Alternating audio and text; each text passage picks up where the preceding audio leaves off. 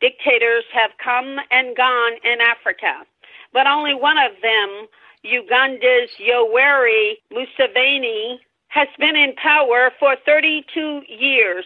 Museveni was Ronald Reagan's favorite African strongman, and Museveni's military has been a tool of U.S. policy in Africa ever since.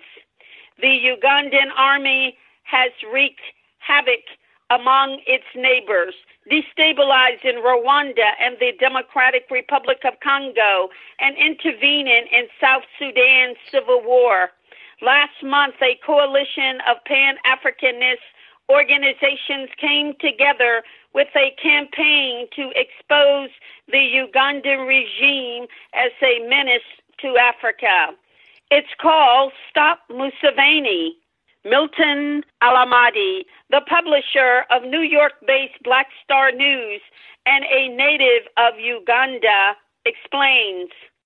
Museveni needs to be stopped because this one individual has caused so much havoc, not only in Uganda, but in the entire East and Central Africa region in the 32 years that this Western U.S. and UK-backed dictator has been running that country, essentially on behalf of foreign Western influence, not on behalf of Uganda, on behalf of Western interests, as well as Museveni's own personal interests and his family, because he's phenomenally enriched himself and his family, and U.S. and British and other corporations have benefited from his rule, even though it's come at tremendous human cost.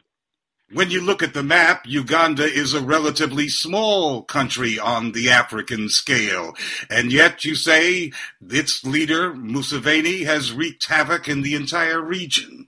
Absolutely, because he has essentially usurped the entire budget for military purposes. So he has the most well-equipped military in the region, even though the schools have collapsed, the hospitals have collapsed, there's no medicine, people die of the most simple, basic diseases. Women die while giving birth. Women who die while delivering in Uganda is the highest incidence in the entire East and Central Africa region, because he spends all the money essentially on himself, his family, the elite that help him sustain power, as well as his personal family. So therefore, as a result of this, his army, which supposedly was not able to defeat the ragtag insurgency of Joseph Kony and the Lord's Resistance Army, was nevertheless able to invade Rwanda in 1990, exacerbate ethnic tensions between Hutu and Tutsi, and then overthrow the government of Rwanda under President Juvenal Habyarimana in 1994, and ignited what is now called the Rwanda genocide, when the plane carrying President Habyarimana and the president of neighboring Burundi, Cyprien Ntayamire, was about to land in Kigali airport. That plane was shot out of the sky, and reportedly, this is in fact, according to an article in the New York Times, which is a paper that has been extremely friendly to Museveni, reported that the missile was supplied to the Rwanda Patriotic Front out of U.S. stockpiles that had been seized. The U.S. had seized these missiles after it defeated Saddam Hussein's invasion in Kuwait and gave those surplus missiles to Uganda. Museveni then gave it to the RPF. That assassination, that double assassination, as you know, has never been independently investigated by the United Nations because the U.S. has blocked it. Uganda then subsequently invaded the Democratic Republic of Congo, which was then Zaire. The initial invasion by Uganda, by Rwanda, which then supported the insurgency of Laurent Kabila, was actually relatively very popular because it managed to overthrow dictator Mobutu. But thereafter, Uganda then remained as an occupying power in Democratic Republic of Congo. Ultimately, Laurent Kabila was assassinated. Uganda and Rwanda escalated their role. In fact, the two armies of Rwanda and Uganda fought battles inside Congo over who gets to control the spoils, the resources of Eastern Congo. And as you know, both Uganda and Rwanda are not industrialized countries, meaning all those mineral and natural resources are plundered and then exported to the UK, to the United States, to Canada, and some other countries where they are used in the factories in the industrialized countries. So it means that Congo was not a victim only of Uganda and Rwanda, but it was actually primarily victim of these Western countries who actually enabled and supported and condoned the Ugandan occupation of the Congo, which, as you know, has caused the deaths of anywhere from 6 to 7 million Congolese. Nobody even knows the precise figures anymore. Yes, some have characterized Uganda and Rwanda collectively as hitmen in Africa for the United States. And both these countries also contribute heavily to so-called peacekeeping missions with their militaries. Absolutely. So essentially, these armies of these two countries now serve the same role that Mobutu and his army used to conduct in the 1970s and the 1980s. Mobutu would deploy his army with the support of Morocco, but ultimately with the financing of France, the US, in order to try to undermine the liberation struggle in African countries. So in other words, in Angola, it would support first Holden Robato and then later on Jonas Savimbi against the MPLA, which was of course seen as anti-West because it was not a tool of the US and Britain during the liberation struggle. And the same role was played by Mobutu when it came to the liberation struggle in what was then Rhodesia, now Zimbabwe, and the same thing in Mozambique. So today, Museveni and Kagame are armies for rent on behalf of Washington and London. So Museveni has deployed anywhere from 8,000 to 10,000 Ugandan soldiers in Somalia. But look, there have been many reports that this is not an effective peacekeeping mission for a number of reasons. It is exclusively, almost exclusively, Uganda deployed, Uganda deployment, and it's being misrepresented as an African Union deployment. If it was an African Union deployment, it might have been much more efficient. It would have represented, perhaps included countries like South Africa, like Ghana, like Nigeria, major African countries with stable and relatively democratic governments, meaning the Somalians may have actually cooperated with the deployed troops. But the people in Somalia, except for the government that is sustained in the capital, Mogadishu, people in Somalia see Uganda as an occupying force in Somalia. That's the first part. The second part, it's been well documented that the Ugandan military has actually been selling weapons to Al-Shabaab, which is the supposedly terrorist army in Somalia. Why would Uganda do this? Because Uganda benefits tremendously so long as this conflict continues in Somalia. It receives funding from the United States and the EU countries. And the money which is supposed to be deployed to this intervention force is actually embezzled by the military and political elite in Uganda. So Uganda has a vested interest in keeping this conflict going on in Somalia. That is why it's lasted for more than 11 years. Uganda has deployed for 11 years. And there's no indication that Somalia is any closer to peace than before Uganda was deployed 11 years ago. And it is generally understood, including by the U.S. corporate media, that the Somali so-called peacekeeping operation is actually run by the CIA. Absolutely. And that has not actually been well exposed in the so-called mainstream media. And I always refer to them as so-called because if we refer to them as mainstream, it means we're almost accepting the fact that what they represent is actually acceptable to the mainstream. And it should not be, because they actually provide the cover that countries like Uganda under the Museveni dictatorship or Rwanda under Kagame need by ignoring these stories or covering them partially and not including or providing the critical elements.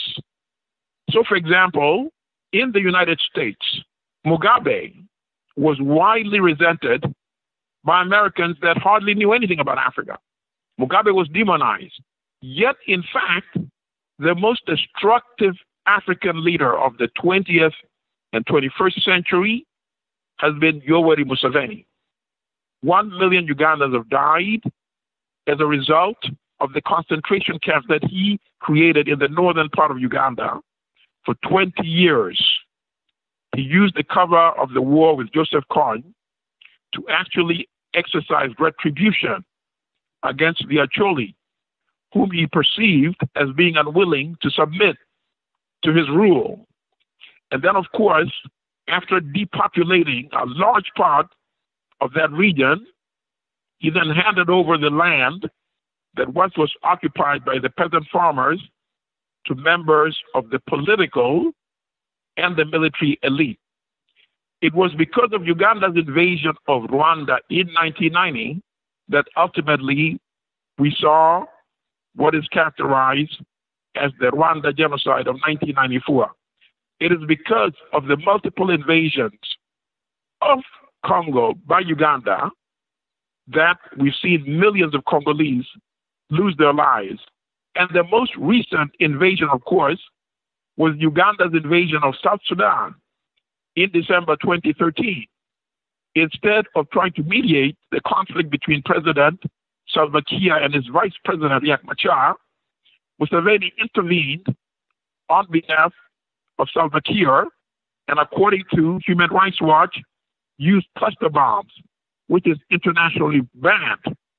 And yet, there was not a word by the United States, by Britain, or by any member of the Security Council, any of the permanent members of the Security Council. So therefore, we see that these Western so-called powers, as well as the corporate media, are in cahoots, and they've actually enabled and abetted Museveni's destruction of the East and Central African region. Clearly, Museveni is a serial aggressor, although, as you say, the United States has smiled upon him since the days of Ronald Reagan. Back in 2005, as you point out, the World Court, or the International Court of Justice, awarded the Democratic Republic of Congo $10 billion from Uganda. Uganda was supposed to pay that for its aggression against the Congo. But Uganda has just ignored that ruling. I'm glad you brought that out. The $10 billion awarded by the International Court of Justice, also known as the World Court, in 2005, was for what amounted to crimes, war crimes, and crimes against humanity. As a result, not only of the destruction of property, the plunder of resources, but the loss of lives and the brutal massacres carried out against the people of the Congo. This is the interesting part that then followed. And now, by the way, that $10 billion, not a dime, has been paid. And the Congo, which could easily enforce that judgment, has not made a move.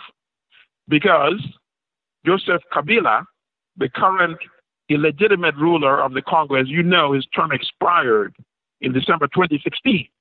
Actually also serves the interest of both Kagame in Rwanda and Museveni in Uganda. That's why he has not moved to enforce that judgment, and Uganda has not paid.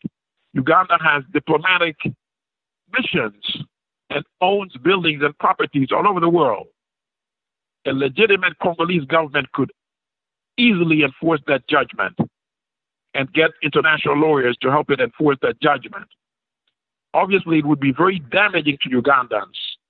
But I believe at a future date, a legitimate government in the Congo would recognize that this was not an aggression by Ugandans, but an aggression by Museveni, and work out an amicable arrangement.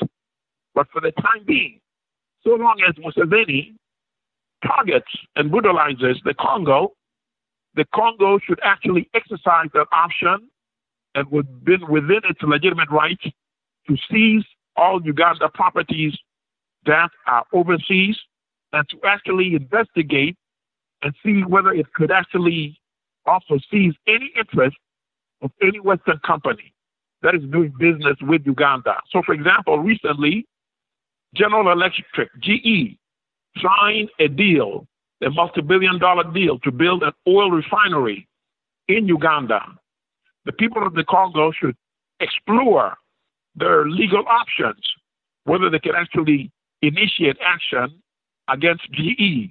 So what form is this Stop Museveni campaign going to take here in the United States and elsewhere? You say that it's going to be a multi-year and multi-dimensional campaign. Absolutely. And I want to thank the Pan-African Unity Dialogue for joining us and helping to mobilize and being an integral part of this campaign.